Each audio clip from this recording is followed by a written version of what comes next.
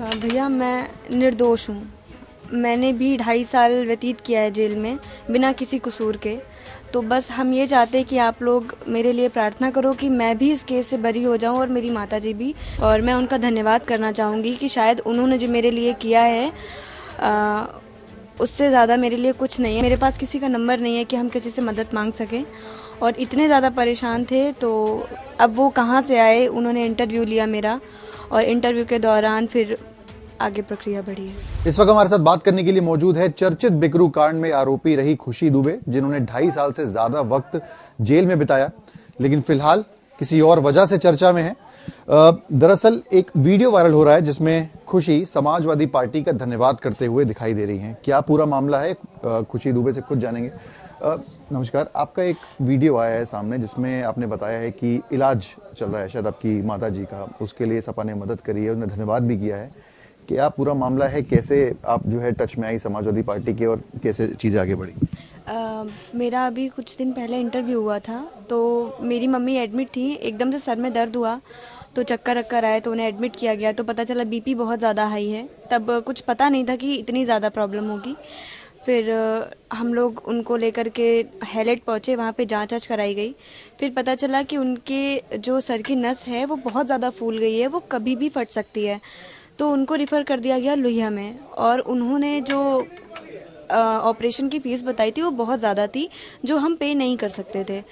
तो एक इंटरव्यू के दौरान हमने लोगों तक अपनी बात पहुंचाई थी और उस इंटरव्यू के दौरान उन माननीय अखिलेश यादव जी ने उस इंटरव्यू को देखा और उसके बाद हॉस्पिटल में अपने लोगों को भेजा और डॉक्टरों से बात करी। फिर मेरे मदर के मतलब मेरी मम्मी के लिए ऑपरेशन के पैसे भी जमा कराए और उनकी वजह से आज मेरी मम्मी का ऑपरेशन हो रहा है। वो ओटी चली गई हैं और मैं उनका धन्यवाद करना चाहूँगी कि शायद उन्होंने जो मेरे लिए किया है उससे ज़्यादा मेरे लिए कुछ नहीं है, बस मेरी माँ ठीक हो जाए।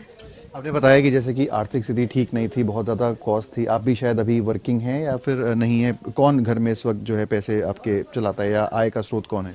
सिर्फ मेरे पिताजी कमाते हैं, मम्मी घर में ही काम करती हैं और हमें थोड़ा बहुत पढ़ना होता है। और मेरी पढ़ाई की फ़ीस जो है वो मेरे जो एडवोकेट है शिवाकांत दीक्षित जी वो देखते हैं। तो मेरी पढ़ाई की चिंता सर रखते हैं और पापा घर का राशन देखते हैं। तो कहीं ना कहीं कहा जाए कि एक मदद जो आपकी समाजवादी पार्टी ने की है, नहीं होती तो शायद अभी ऑपरेशन ना हो पाता। तो क्या इसके पहले कहीं आपने कोशिश करी बातचीत करने की, या कहीं आपने गुहार लगाई, या कहीं मदद की, आपको एक्सपेक्टेशन थी कि पैसों की मदद हो? नहीं भैया, हमने आपको बताया कि इंटरव्यू ही किया था, क्योंकि मेरे पास किसी का नंबर नहीं है कि हम किसी से मदद मांग सकें और इतने ज़्यादा परेशान थे। तो अब वो कहाँ से आए, उन्होंने इंटरव्यू लिया मेरा और इंटरव्यू के दौरान फिर आगे प्रक्रिया बढ़ी है।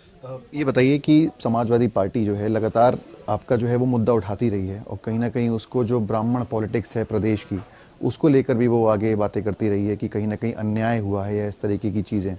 आप इसको कैसे देखते हैं? भैया मैं निर्दोष हूँ। मैंने भी 2.5 साल व्यतीत किया है जेल में बिना किसी कसूर के। तो बस हम ये चाहते हैं कि आप लोग मेरे लिए प्रार्थना करो कि मैं भी इस केस से बरी हो जाऊं और मेरी माताजी भी ठीक हो जाएं।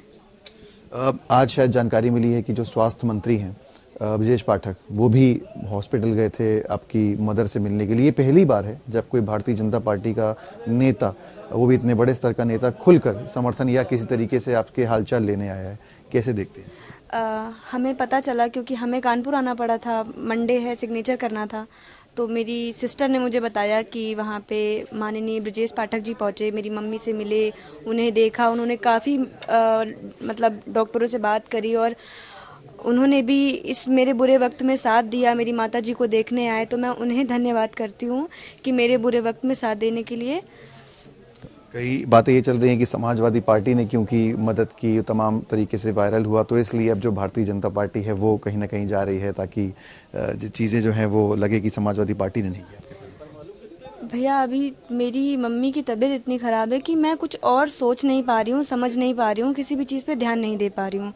तो मुझे नहीं पता कि बाहर क्या बातें चल रही हैं। बस हम इतना चाहते हैं कि मेरी मम्मी ठीक हो जाएं उनसे ही मेरी ताकत जुड़ी हुई है। एक आखिरी सवाल मैं आपसे लूंगा क्योंकि समाजवादी पार्टी लगातार ब्राह्मणों का जो मुद्दा है वो उठाती रही है और कहीं ना कहीं जो पॉलिटिक्स है उसके इर्द गिर्द घूमती रही है। आने वाले समय में अभी तो आपका केस चल रहा है, क्या चुनाव के बारे में या ऐसे पब्लिक रिप्रेजेंटेटिव बनने के बारे में कुछ सोचा है, या इस तरीके का कोई ऑफर आता है अगर समाजवादी पार्टी से तो क्या आप उसे लेंगी चुनाव? भैया अभी मेरा पूरा फोकस मेरे केस पे है कि हम बरी हो जाएं, और भविष्य का कुछ पता नहीं है कि भविष्य में मेरे साथ क्या होगा, फिर जो होगा फिर अच्छा ही होगा मेरे साथ। भविष्य के जो रास्ते हैं वो खुले हुए हैं कहीं ना कहीं, हम उम्मीद करेंगे आपकी माताजी जल्दी ठीक हो जाएं।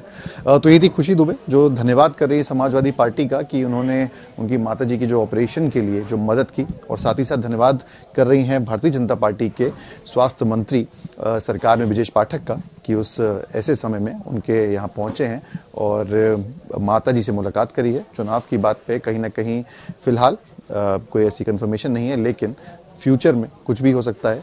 ये जो रास्ते हैं हमेशा खुले हैं। वीडियो जर्नलिस्ट शुक्ला के साथ सिमर चावला, कानपुर, यूपी तक।